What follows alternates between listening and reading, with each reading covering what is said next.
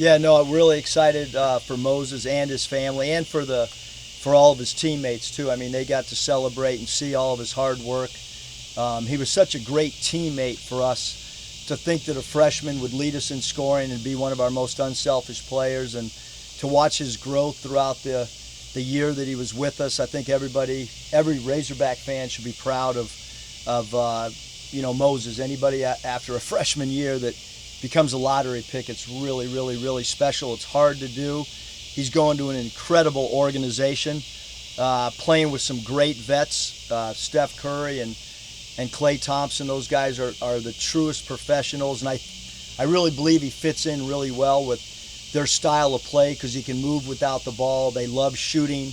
They love guys that play positionless basketball. It's no coincidence that the organization that we talked to the most was Golden State from the very beginning, once he entered his name into the draft. And again, I think he's going to a great, great spot. He's going to be able to play on a winning team, playing for a great coach and an incredible front office as well. Bob? He's the first lottery pick since Ronnie, I guess in 2006, so that's that 9 years? Long time. 15 years, I'm sorry, 15 years, a long time. What do you think about that? I mean, I just think it's awesome for our program. I think it's great for the state. It's incredible for our fans. Moses, his family, they trusted a vision. When the recruiting process started with him, we needed somebody to take a leap of faith and believe in us. And then also Moses and his dad Kareem, they really, tried to gather the other three freshmen from the state, and they did a great, great job of bringing these four guys from inside the state together. They had an incredible partnership. Jalen, KK, Devo, and Moses, they wanted to play together. Before the commitment, we felt like they would all be here together, and I think Moses really, really spearheaded that whole thing. Coach, this is just a stepping stone to the pipeline to the NBA that you want to build. What does this mean long term for what you're trying to pursue in the message to recruits? Yeah, I mean, I think that that somebody from the state of Arkansas can play at home and become a lottery pick, and Moses made an incredible jump from where he was rated at the end of his high school ratings, and he did that through incredible hard work.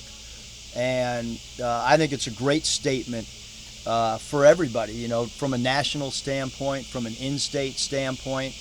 And again, I think those four guys, they took a big-time leap of faith, and it's paid off for Moses, and we hope that with the other three guys, it pays off in due time as well.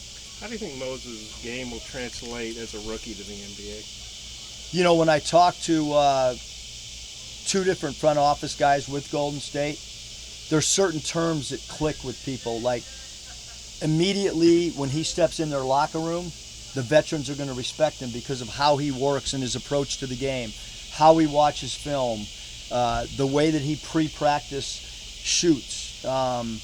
He's now entered a business world, and he's well mature beyond his age, and we saw it on a daily basis, and now Golden State is going to see it, and he is a guy that understands offensive spacing.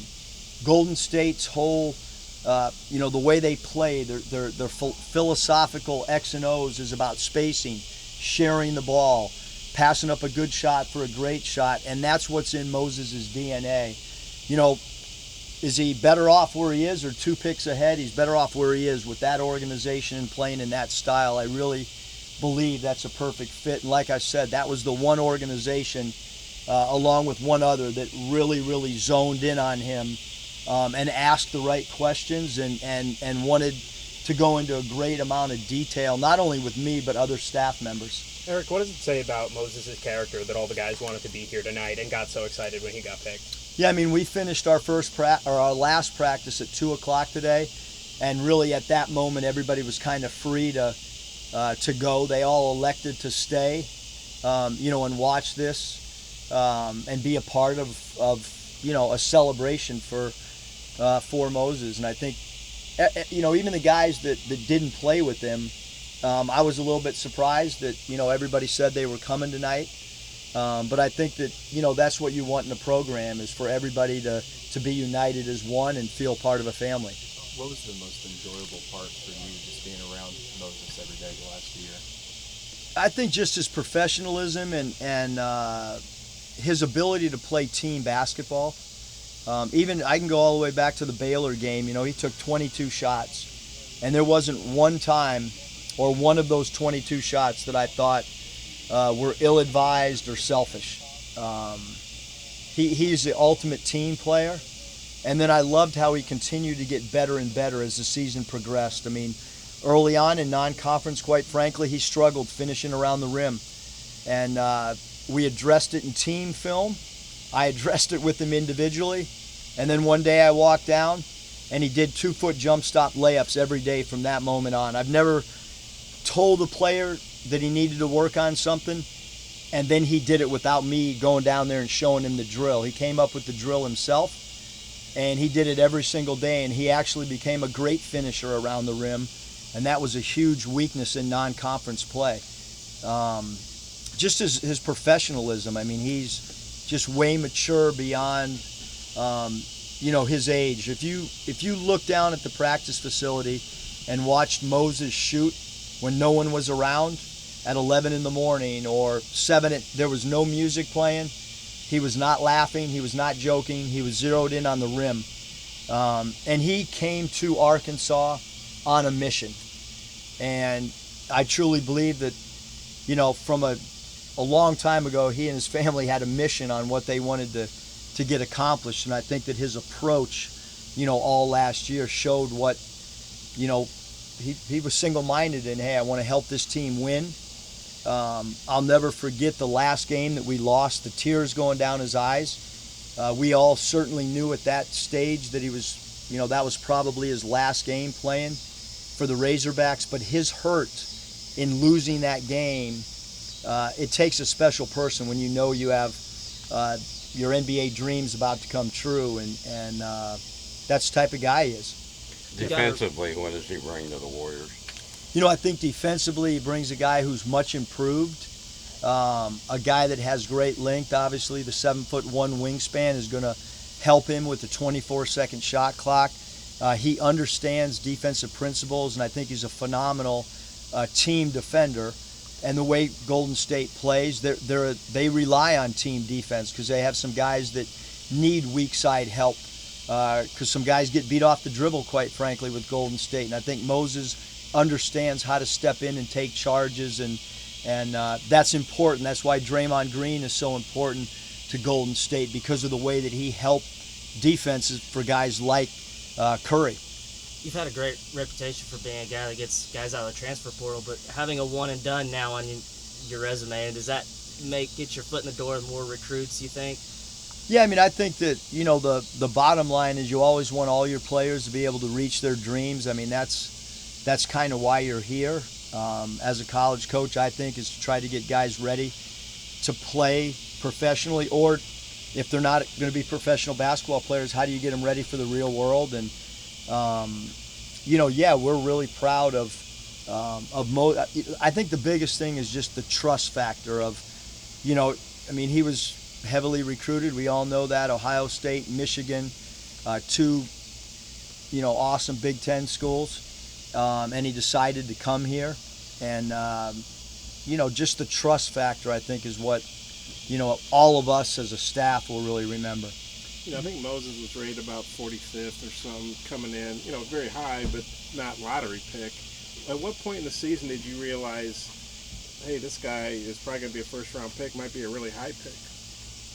Probably when all my NBA friends, or the friends that I have still in the league, started calling and asking questions. I think at that point, we knew he was really good. We thought Jalen was really good and Justin was really good, but I think as the phone started, ringing with NBA people asking about his character and his work ethic and stuff, and they were people that I had relationships with, I think at that point it dawned on me like, hey, I really respect Mitch Kupchak, and I really respect, 2 or 3 guys from the Warriors organization that were calling and asking, and I told the staff, like, I think this guy's going to be gone in another 15 games. But I think it was probably midway through the season, maybe 4 games into SEC play, where all of us knew that he was going to be heavily pursued by the NBA. I guess you hate losing him,